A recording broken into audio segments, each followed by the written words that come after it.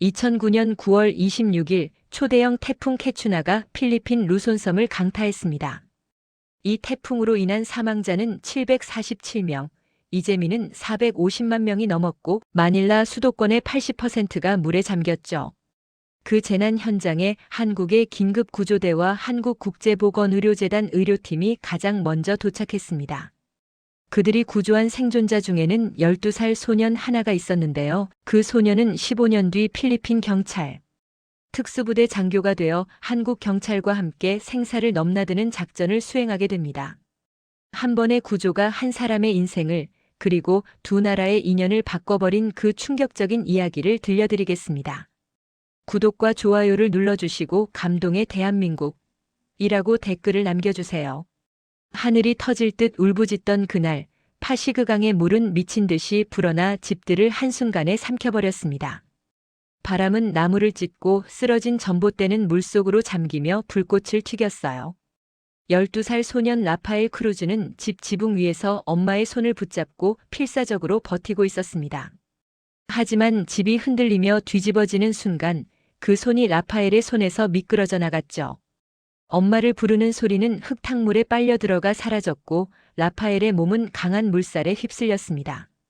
숨을 쉴 수 없을 만큼 물이 입속으로 밀려 들어왔어요.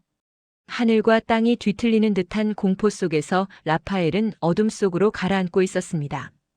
그 순간이었습니다. 저 멀리서 번쩍이는 손전등이 흔들리고 있었어요. 그 빛은 마치 라파엘을 불러오는 것처럼 바람 속에서 흔들리고 있었죠. 그리고 바로 뒤 누군가 라파엘의 몸을 세게 끌어올렸습니다. 그 손은 차갑고 강했지만 이상하게 따뜻함이 느껴졌어요. 물 위로 머리가 나오자 라파엘은 거칠게 숨을 몰아쉬며 기침을 했습니다. 눈앞에는 파란 조끼와 헬멧을 쓴 남자가 서 있었어요.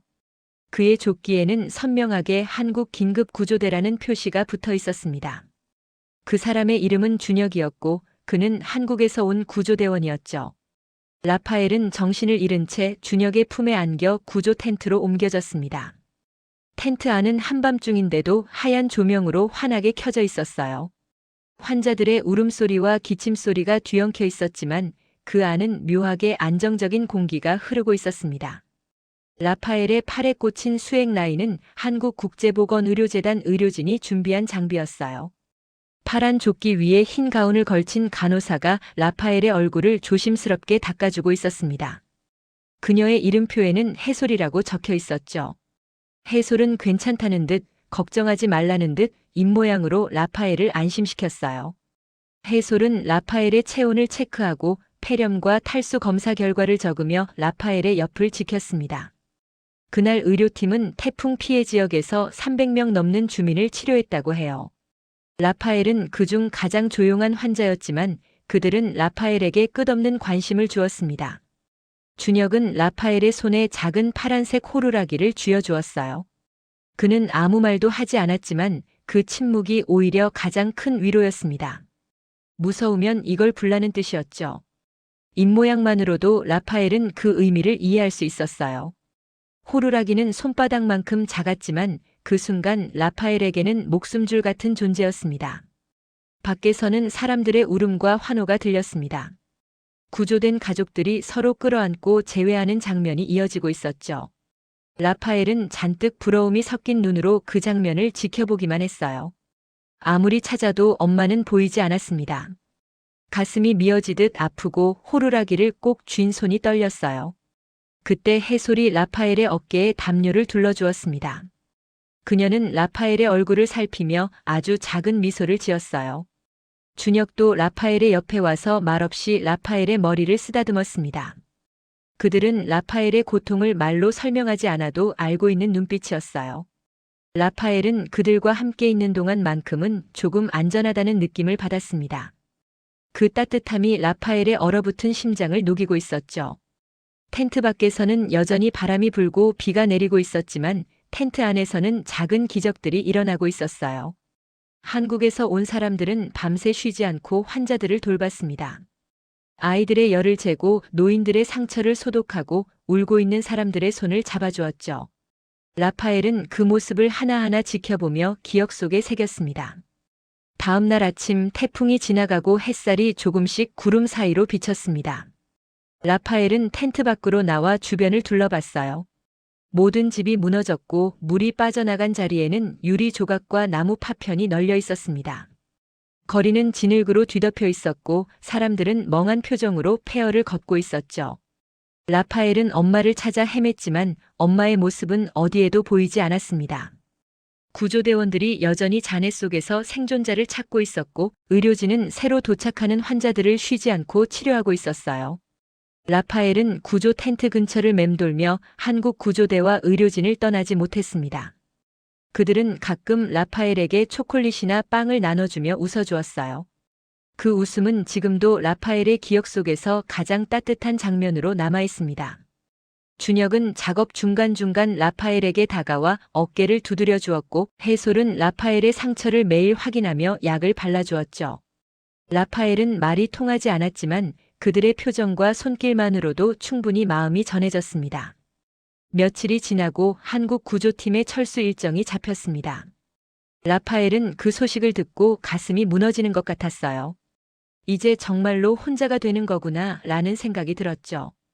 준혁은 마지막으로 라파엘의 손을 잡고 호루라기를 다시 쥐어줬습니다. 살아남아줘서 고맙다는 표정이었어요. 입모양과 눈빛만으로도 라파엘은 그가 무슨 말을 하는지 알 수 있었습니다. 그날 라파엘은 마음속 깊이 다짐했습니다. 커서 반드시 누군가를 지키는 사람이 되겠다고요.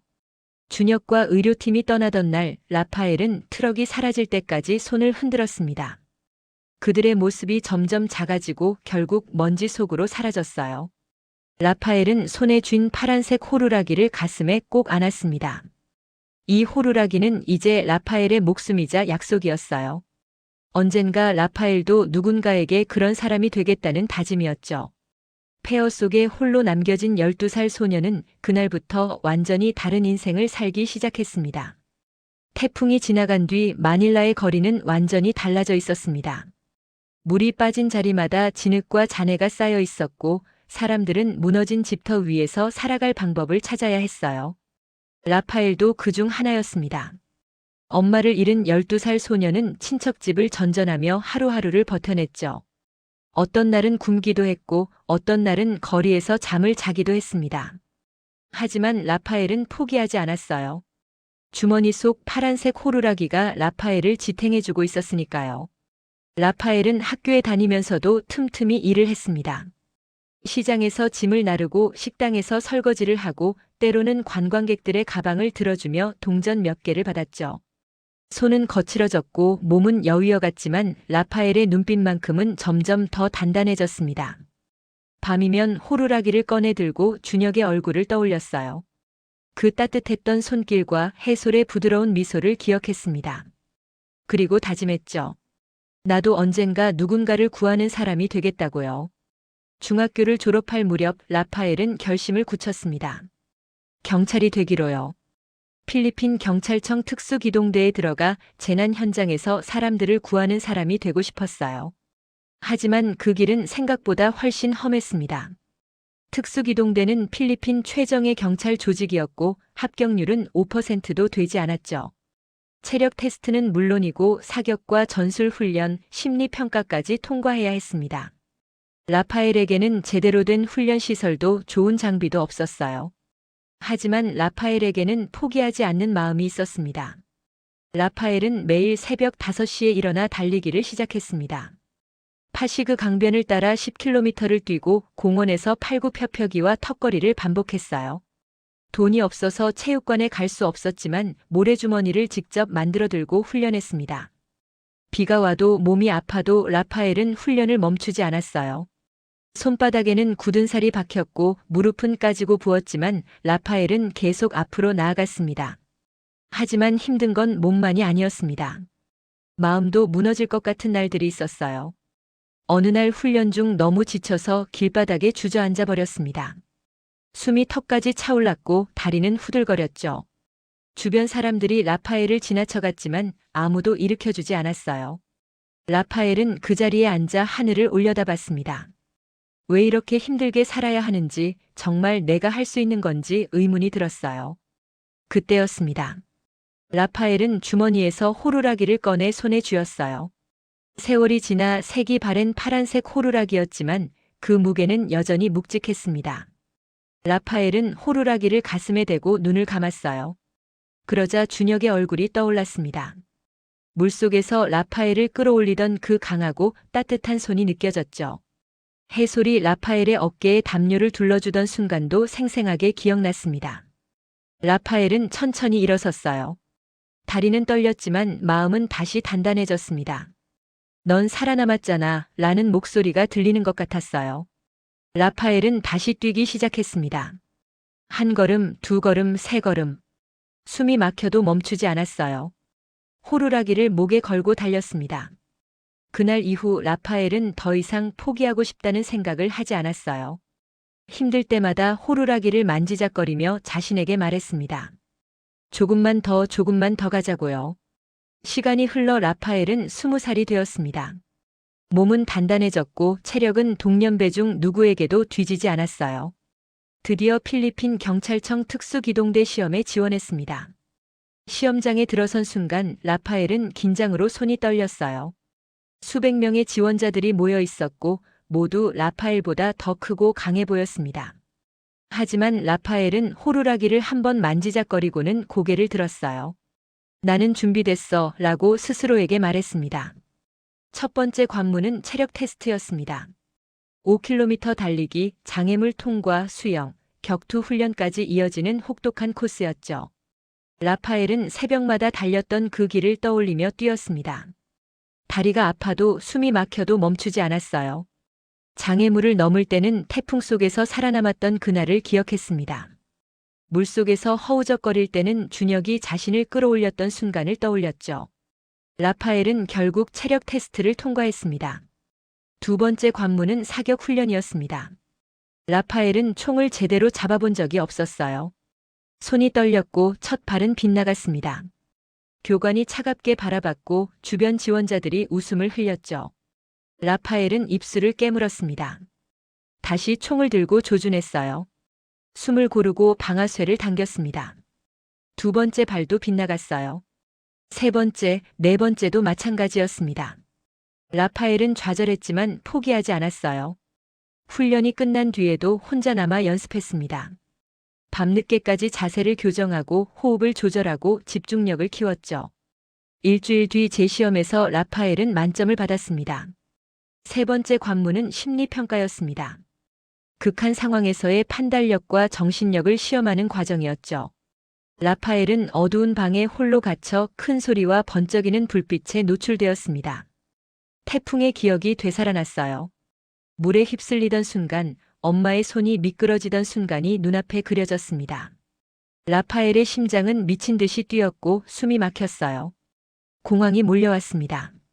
하지만 그 순간 라파엘은 호루라기를 만졌어요.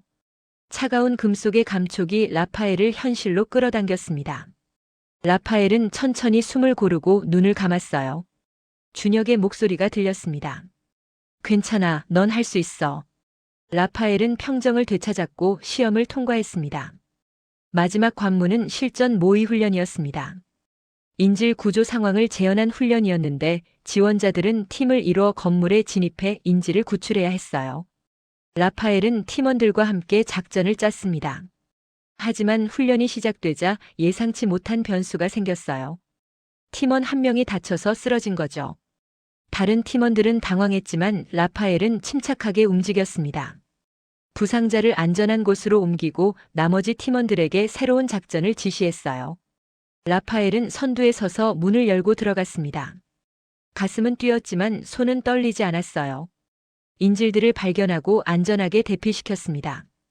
교관들은 라파엘의 리더십과 침착함을 높이 평가했죠. 몇 주 뒤 합격자 발표가 있었습니다. 라파엘은 게시판 앞에 서서 자신의 이름을 찾았어요. 손은 떨렸고 심장은 터질 것 같았습니다. 그리고 마침내 라파엘의 이름을 발견했어요. 합격이었습니다. 라파엘은 그 자리에서 무릎이 풀려 주저앉을 뻔했습니다. 눈물이 쏟아질 것 같았지만 꾹 참았어요. 대신 호루라기를 꺼내 가슴에 꼭 안았습니다. 해냈어, 준혁. 나 해냈어요. 라파엘은 합격 소식을 듣고 가장 먼저 파시그 강변으로 갔습니다. 태풍이 휩쓸고 간 그 강가였어요. 15년 전 엄마와 헤어진 곳이자 준혁을 만난 곳이었죠. 라파엘은 강물을 바라보며 호루라기를 손에 쥐었습니다. 이제 나도 누군가를 구할 수 있는 사람이 됐어요. 바람이 불어와 라파엘의 머리카락을 흔들었고 강물은 잔잔하게 흘렀습니다. 그날의 공포는 더 이상 라파엘을 짓누르지 않았어요. 대신 희망이 되었고 힘이 되었습니다. 특수기동대 훈련소에 입소한 첫날, 라파엘은 다른 신입 대원들과 함께 선서를 했습니다. 국가와 국민을 지키겠다는 맹세였죠. 라파엘의 목소리는 누구보다 크고 확고했어요. 이 맹세는 단순한 의례가 아니었습니다. 라파엘의 인생 전체를 건 약속이었으니까요. 훈련은 혹독했습니다. 매일 새벽 4시에 일어나 20km를 달렸고 사격과 전술 훈련이 밤늦게까지 이어졌어요. 주말도 없었고 쉬는 시간도 거의 없었습니다. 하지만 라파엘은 한 번도 불평하지 않았어요. 오히려 더 열심히 했습니다. 교관들은 라파엘의 열정을 눈여겨봤습니다. 훈련 성적도 우수했지만 무엇보다 동료들을 챙기는 모습이 인상적이었죠. 힘들어하는 동기가 있으면 라파엘이 먼저 다가가 도왔어요. 밤에 몰래 훈련하는 후배가 있으면 함께 뛰어주었습니다. 다친 동료가 있으면 라파엘이 업고 의무실까지 데려갔죠. 교관 한 명이 라파엘에게 물었습니다. 왜 그렇게까지 남을 돕느냐고요? 라파엘은 호루라기를 만지작거리며 대답했어요. 제가 받은 도움을 돌려주는 거라고요. 1년간의 훈련을 마치고 라파엘은 정식 특수기동대원이 되었습니다. 첫 임무는 태풍 피해 지역 구조 작전이었어요. 라파엘의 심장이 뛰었습니다. 15년 만에 다시 재난 현장으로 가는 거였죠. 헬리콥터를 타고 현장에 도착하자 눈앞에 펼쳐진 광경은 15년 전과 너무 닮아 있었습니다. 무너진 집들, 물에 잠긴 거리, 울부짖는 사람들. 라파엘은 잠시 숨이 막혔지만 곧 정신을 차렸어요. 이제는 구조받는 사람이 아니라 구조하는 사람이니까요. 라파엘은 물속으로 뛰어들었습니다. 지붕 위에 고립된 가족을 발견하고 보트를 저어 다가갔어요. 어린 여자아이가 울고 있었습니다. 라파엘은 그 아이를 보는 순간 15년 전 자신의 모습이 떠올랐어요. 라파엘은 아이에게 다가가 손을 내밀었습니다. 괜찮아, 내가 구해줄게. 아이는 라파엘의 손을 잡았고 라파엘은 아이를 안전하게 보트에 태웠어요. 아이의 부모도 구조했습니다. 가족이 서로 끌어안고 우는 모습을 보며 라파엘의 눈에도 눈물이 맺혔어요. 이거구나, 이 순간을 위해 내가 여기까지 온 거구나. 그날 라파엘은 15명을 구조했습니다. 지칠 대로 지쳤지만 라파엘의 얼굴에는 미소가 번졌어요. 작전이 끝나고 텐트로 돌아왔을 때 라파엘은 호루라기를 꺼내 하늘을 올려다봤습니다. 준혁, 해솔, 그리고 엄마에게 말했어요. 나 이제 누군가에게 희망이 될 수 있는 사람이 됐어요. 파란 하늘 위로 구름이 천천히 흘러갔습니다. 2024년 봄 필리핀 전역에서는 외국인 관광객을 노리는 조직 범죄가 급증하고 있었습니다. 특히 한국인 여행객을 대상으로 한 납치와 강도 사건이 잇따라 발생하면서 양국 정부는 비상이 걸렸죠. 필리핀 경찰청은 한국 경찰청에 협력을 요청했고 한국에서는 특별 사절단을 파견하기로 결정했습니다. 라파엘은 특수기동대에서 5년간 활약하며 이미 베테랑 대원이 되어 있었어요. 상부에서는 라파엘을 한국 사절단과의 연락 담당자로 지정했습니다. 한국어를 조금 할 수 있고 한국 문화를 이해하는 라파엘이 적임자였으니까요. 사절단 도착 전날 밤 라파엘은 잠을 이루지 못했습니다. 15년 만에 다시 한국 사람들을 만나게 되는 거였어요. 혹시 그때 그 사람들이 있을까, 준혁이나 해솔을 다시 만날 수 있을까 하는 기대와 두려움이 교차했습니다. 하지만 라파엘은 스스로를 타일렀어요. 그럴 리 없어, 세상이 얼마나 넓은데. 그래도 라파엘은 호루라기를 꺼내 손에 쥐고 한참을 바라봤습니다. 15년이 지났지만 여전히 파란색이었고 여전히 라파엘의 가장 소중한 물건이었죠. 다음 날 아침 라파엘은 마닐라 국제공항으로 향했습니다. 한국 경찰 사절단은 오전 10시에 도착할 예정이었어요. 공항 도착 로비에는 이미 필리핀 경찰청 고위 간부들과 언론이 대기하고 있었습니다. 라파엘은 정복을 입고 긴장된 표정으로 서 있었죠. 가슴에는 특수기동대 배지가 빛나고 있었고 목에는 보이지 않게 호루라기를 걸고 있었습니다. 비행기가 착륙하고 한국 사절단이 입국장 문을 열고 나왔습니다. 12명의 한국 경찰관들이 정복 차림으로 걸어 나왔어요. 라파엘은 그들을 하나하나 살펴봤습니다. 낯선 얼굴들이었어요. 라파엘은 속으로 한숨을 쉬었습니다. 역시 그럴 리가 없었죠. 하지만 그때 사절단 뒤쪽에서 한 남자가 천천히 걸어 나왔습니다. 라파엘의 심장이 멈췄어요. 그 사람이었습니다. 조금 나이가 들었고 머리에 흰머리가 섞여 있었지만 라파엘은 단번에 알아봤어요. 준혁이었습니다. 15년 전 태풍 속에서 라파엘을 구해준 바로 그 사람이었죠. 라파엘의 다리가 후들거렸고 숨이 막혔습니다. 준혁은 서류 가방을 들고 동료들과 이야기를 나누고 있었어요. 그는 라파엘을 아직 알아보지 못한 것 같았습니다. 환영 행사가 진행되고 양국 경찰청장이 악수를 나눴습니다. 라파엘은 멍하니 그 장면을 바라보기만 했어요. 머릿속이 하얘졌고 무슨 말을 해야 할지 알 수 없었습니다. 행사가 끝나고 사절단은 회의실로 이동했어요. 라파엘도 따라 들어갔습니다. 회의실 안에서 자리 배치가 이루어졌고 라파엘은 필리핀 측 담당자 자리에 앉았죠. 그때 준혁이 한국 측 자리에 앉으면서 고개를 들었습니다. 그의 시선이 라파엘과 마주쳤어요. 순간 준혁의 눈이 크게 흔들렸습니다. 그는 라파엘을 빤히 쳐다봤고 라파엘도 준혁을 바라봤죠. 시간이 멈춘 것 같았어요. 회의실 안에 다른 사람들은 서류를 정리하고 이야기를 나누고 있었지만 라파엘과 준혁은 그저 서로를 바라보기만 했습니다. 회의가 시작되었습니다. 양국 경찰은 최근 발생한 한국인 관광객 납치 사건에 대해 논의했어요. 범죄 조직은 마닐라 외곽에 은신처를 두고 체계적으로 범행을 저지르고 있었습니다. 합동작전이 필요했죠. 라파엘은 회의 내용을 통역하고 정리했지만 머릿속은 계속 준혁에게 가 있었어요. 준혁도 마찬가지였습니다. 그는 회의 중간중간 라파엘을 힐끗힐끗 쳐다봤고 라파엘도 그의 시선을 느낄 수 있었죠. 회의가 끝나고 사람들이 하나둘 자리를 떠났습니다. 라파엘은 서류를 정리하는 척하며 회의실에 남아 있었어요. 준혁도 자리에서 일어나지 않았습니다. 회의실이 텅 비고 둘만 남았죠. 침묵이 흘렀습니다. 라파엘은 떨리는 손으로 주머니에서 호루라기를 꺼냈어요. 그리고 조심스럽게 책상 위에 올려놓았습니다. 파란색 호루라기였습니다. 15년 동안 간직해온 색이 바래고 흠집이 난 호루라기였어요. 준혁은 그 호루라기를 보는 순간 눈이 흔들렸습니다. 그는 천천히 일어나 라파엘에게 다가왔어요. 라파엘도 일어섰습니다. 둘은 서로를 마주보며 섰죠. 준혁의 눈에 눈물이 맺혔고 라파엘의 눈에도 눈물이 고였습니다. 준혁이 먼저 손을 내밀었습니다. 라파엘은 그 손을 잡았어요. 15년 전 물속에서 느꼈던 그 손의 감촉이 그대로였습니다. 차갑지만 따뜻한 강하지만 부드러운 그 손이었죠. 라파엘의 입술이 떨렸고 목소리가 나오지 않았습니다. 준혁도 말을 하지 못했어요.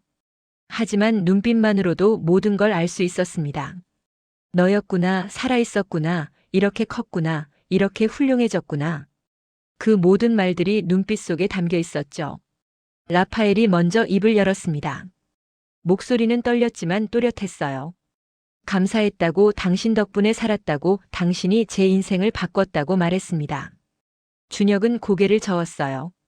아니라고, 내가 스스로 살아낸 거라고, 내가 대단한 거라고 대답했습니다. 둘은 한참을 그렇게 서 있었어요. 15년이라는 시간이 한순간에 사라지는 것 같았습니다. 그날 저녁 양국 경찰은 환영 만찬을 가졌습니다. 라파엘과 준혁은 나란히 앉아 이야기를 나눴어요. 준혁은 15년 전 그날을 기억하고 있었습니다. 태풍이 지나간 뒤 구조한 수많은 사람들 중에서도 라파엘을 기억하고 있었죠. 호루라기를 건네준 것도 라파엘의 슬픈 눈빛도 모두 기억하고 있었어요. 준혁은 한국으로 돌아간 뒤에도 가끔 그 소년이 어떻게 살고 있을까 궁금했다고 했습니다. 라파엘은 그 말을 듣고 울컥했어요. 준혁은 지금 한국경찰청 국제협력과에서 일하고 있었습니다. 재난구조대를 떠나 경찰로 전직했고 이번에 필리핀 파견을 자원했다고 했어요. 라파엘은 준혁에게 지난 15년간의 이야기를 들려줬습니다. 어떻게 살아남았는지, 어떻게 경찰이 되었는지, 호루라기가 얼마나 큰 힘이 되었는지 말했죠. 준혁은 라파엘의 이야기를 들으며 계속 고개를 끄덕였습니다. 그의 눈에는 자부심과 기쁨이 가득했어요. 하지만 재회의 감동도 잠시, 현실은 냉혹했습니다. 다음 날부터 본격적인 작전 회의가 시작됐어요.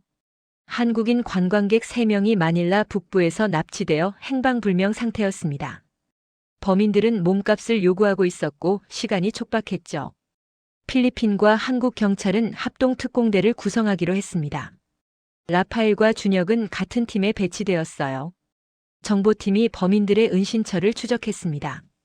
마닐라에서 북쪽으로 50km 떨어진 폐공장이었어요. 인질들이 그곳에 감금되어 있다는 정보가 들어왔습니다. 작전은 새벽에 진행하기로 했죠. 라파엘은 장비를 점검하며 긴장했습니다. 방탄복을 입고 권총과 소총을 확인했어요. 준혁도 옆에서 같은 작업을 하고 있었습니다. 작전 전날 밤 라파엘과 준혁은 옥상에 올라가 마닐라의 야경을 바라봤습니다. 도시의 불빛이 반짝이고 멀리서 차 소리가 들렸어요. 라파엘은 호루라기를 만지작거리며 말했습니다. 내일이 두렵다고요. 준혁은 라파엘의 어깨에 손을 얹었어요. 함께 있으니까 괜찮을 거라고, 서로를 지켜주면 된다고 말했습니다. 라파엘은 고개를 끄덕였어요. 15년 전에는 준혁이 라파엘을 구했지만 이제는 라파엘도 준혁을 지킬 수 있는 사람이 되어 있었습니다. 새벽 4시 합동특공대는 출동했습니다. 검은 차량 5대가 어둠 속을 달렸어요. 라파엘과 준혁은 같은 차에 타고 있었습니다. 차 안은 긴장감으로 가득했죠. 아무도 말을 하지 않았고 오직 장비 소리만 들렸습니다. 라파엘은 창밖을 바라보며 심호흡을 했어요. 준혁은 옆에서 라파엘을 지켜봤습니다. 폐공장에 도착했습니다. 건물은 컴컴했고 주변은 황량했어요. 특공대는 2팀으로 나뉘어 건물을 포위했습니다. 라파엘과 준혁은 선두팀에 배치되었죠.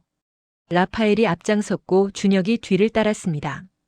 건물 입구에 도착하자 라파엘은 손신호를 보냈어요. 팀원들이 자세를 낮췄습니다. 라파엘이 문을 박차고 들어갔습니다.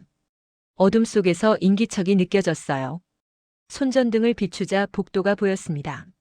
먼지가 자욱했고 벽은 낡아 있었죠. 라파엘은 천천히 앞으로 나아갔습니다. 준혁이 라파엘의 뒤를 엄호하며 따라왔어요. 갑자기 총성이 울렸습니다. 벽에서 불꽃이 튀었고 라파엘은 본능적으로 몸을 숙였어요. 범인들이 먼저 발견한 겁니다. 총알이 빗발쳤고 특공대는 엄폐물 뒤로 숨었습니다. 라파엘은 기둥 뒤에 몸을 숨기고 상황을 파악했어요. 범인은 최소 5명, 중무장 상태였습니다. 교전이 시작되었습니다. 총성이 건물 안을 울렸고 화약 냄새가 코를 찔렀어요. 라파엘은 침착하게 조준하고 사격했습니다. 범인 1명이 쓰러졌죠.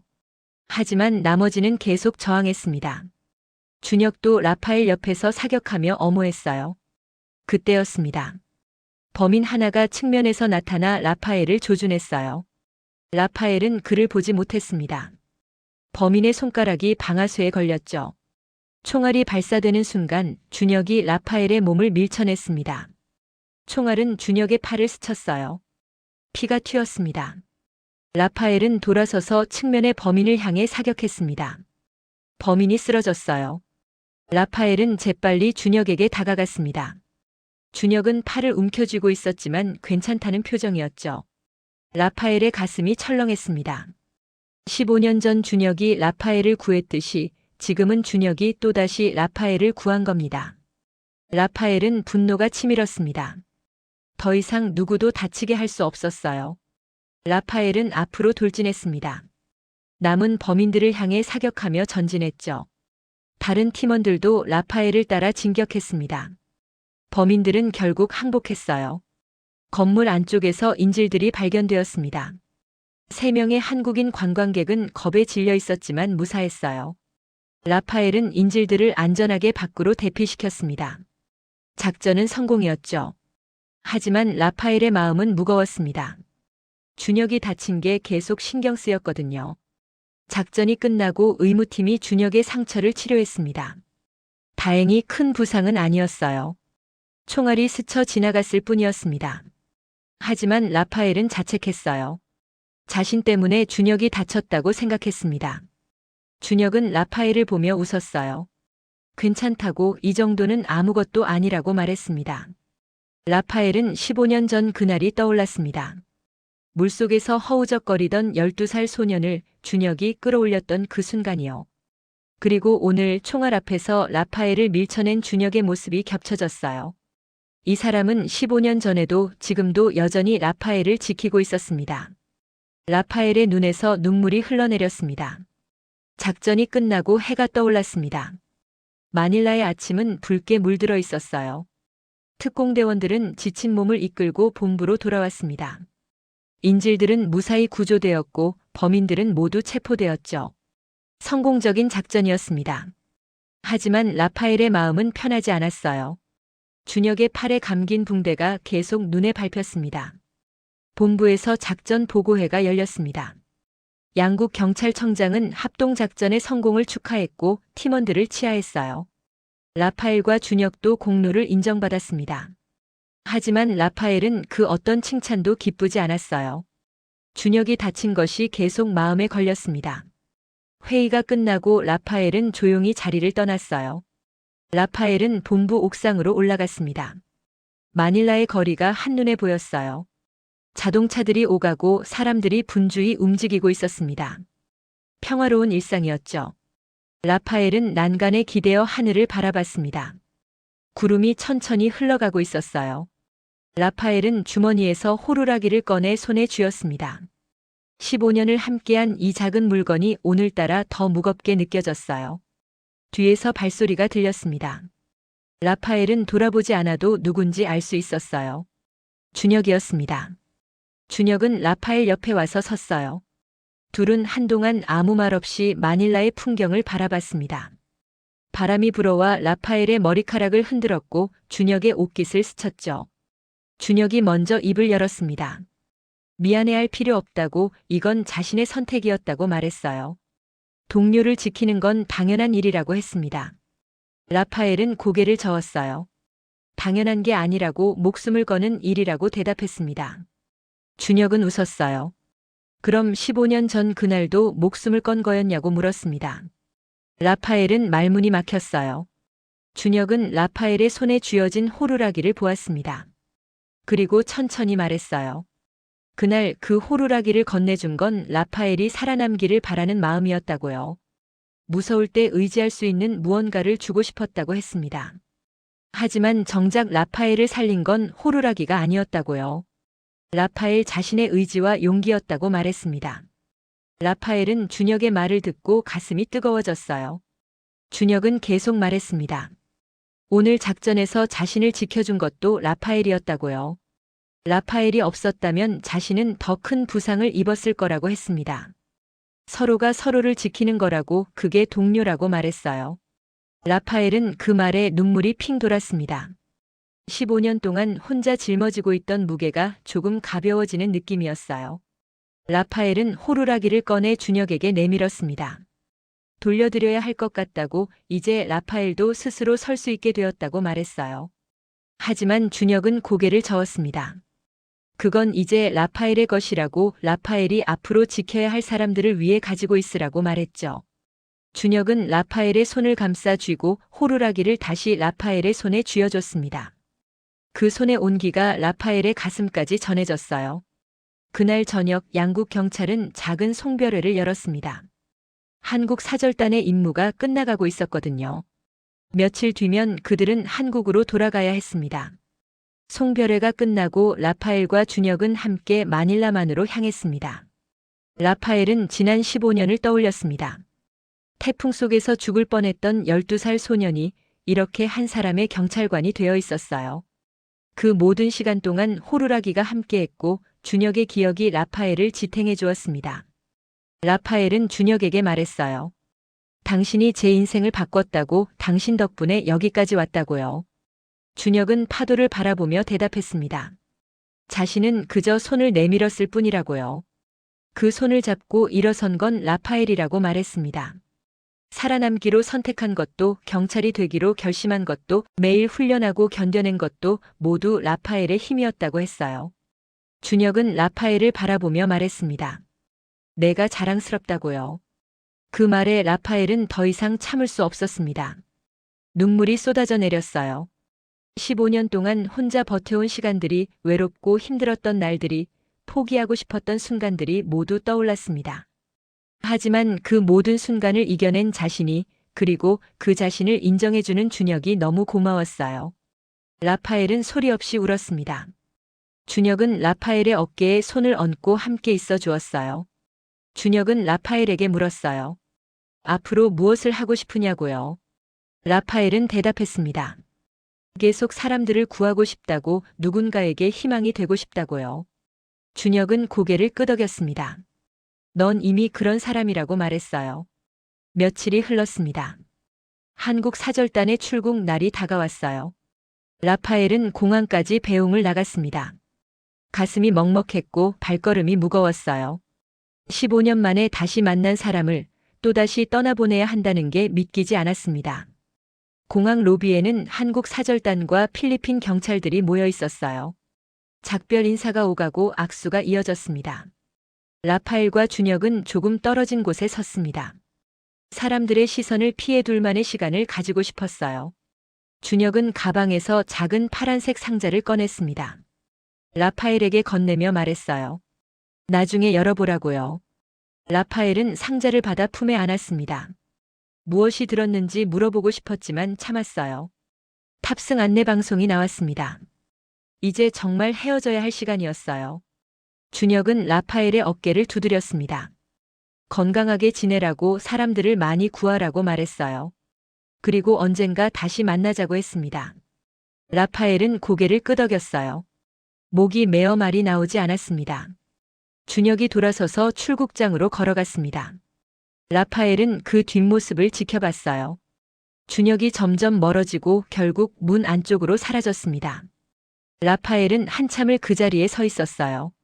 사람들이 오가고 안내방송이 울리고 세상은 계속 돌아가고 있었습니다. 하지만 라파엘의 시간은 잠시 멈춘 것 같았어요. 라파엘은 공항을 나와 차에 올랐습니다. 조수석에 파란색 상자를 올려놓고 한참을 바라봤어요. 그리고 천천히 상자를 열었습니다. 안에는 새 호루라기가 들어있었어요. 라파엘이 가지고 있는 것과 똑같은 파란색 호루라기였습니다. 그리고 작은 메모가 함께 있었죠. 메모에는 이렇게 적혀 있었습니다. 하나는 내가 받은 희망이고 하나는 내가 줄 희망이야. 언젠가 또 만나자. 더 많은 생명을 살리자. 라파엘은 메모를 읽고 눈물이 다시 흘렀어요.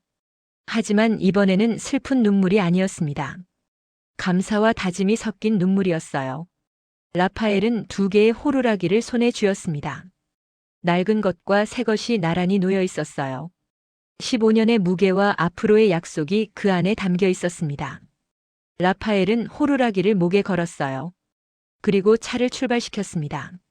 며칠 뒤 라파엘은 다시 현장으로 돌아갔습니다. 마닐라 남부에 홍수가 났다는 연락을 받았거든요. 특수기동대가 긴급 출동했어요. 라파엘은 구조 장비를 챙기고 헬리콥터에 올랐습니다. 목에는 2개의 호루라기가 걸려 있었죠. 현장에 도착하자 15년 전과 비슷한 광경이 펼쳐졌습니다. 물에 잠긴 집들, 지붕 위에 고립된 사람들, 울부짖는 아이들의 목소리요. 하지만 이번에는 달랐어요.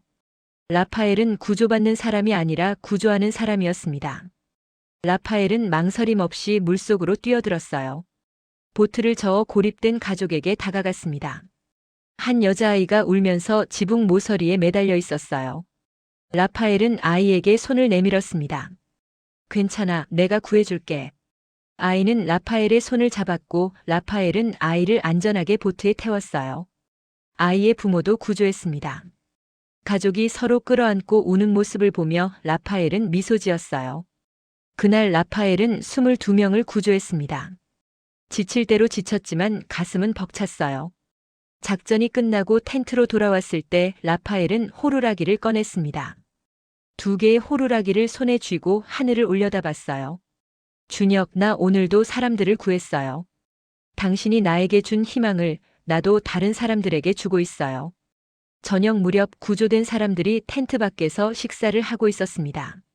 아이들이 뛰어놀고 어른들이 이야기를 나누고 있었어요. 평화로운 장면이었습니다. 라파엘은 그 모습을 지켜보며 생각했어요.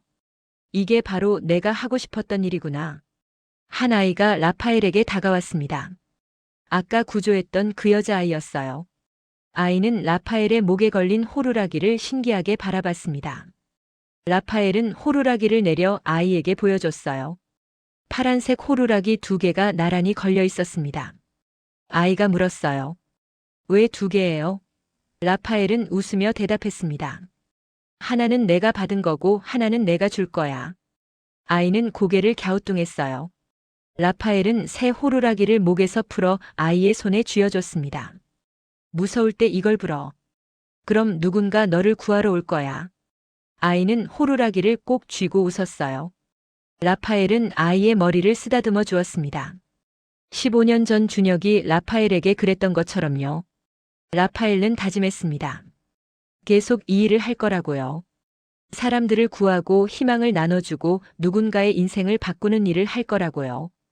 준혁이 라파엘에게 그랬던 것처럼 라파엘도 누군가에게 그런 사람이 될 거라고 다짐했습니다. 바람이 불어왔습니다. 라파엘의 옷자락을 흔들고 머리카락을 스쳤어요. 라파엘은 목에 걸린 낡은 호루라기를 만졌습니다. 15년 동안 함께한 이 작은 물건이 이제는 라파엘의 일부가 되어 있었어요. 라파엘은 호루라기를 입에 대고 작게 불었습니다. 청명한 소리가 밤하늘로 퍼져나갔어요. 그 소리는 마치 약속 같았습니다. 라파엘이 준혁에게 하는 약속이자 라파엘 자신에게 하는 약속이었죠. 살아남은 사람으로서, 구조받은 사람으로서, 이제는 구조하는 사람으로서 살아가겠다는 약속이었습니다. 호루라기 소리는 바람을 타고 멀리 퍼져나갔어요. 어쩌면 한국까지 들릴지도 모른다는 생각이 들었습니다. 라파엘은 일어서서 텐트 안으로 들어갔습니다. 내일도 또 다른 사람들이 라파엘을 기다리고 있을 테니까요. 내일도 누군가는 도움이 필요할 테니까요. 그리고 라파엘은 거기 있을 겁니다. 감동특별시의 이야기는 여러분의 구독과 좋아요, 작은 관심으로 이루어집니다. 감동시민들의 이야기는 내일도 찾아오겠습니다. 감사합니다.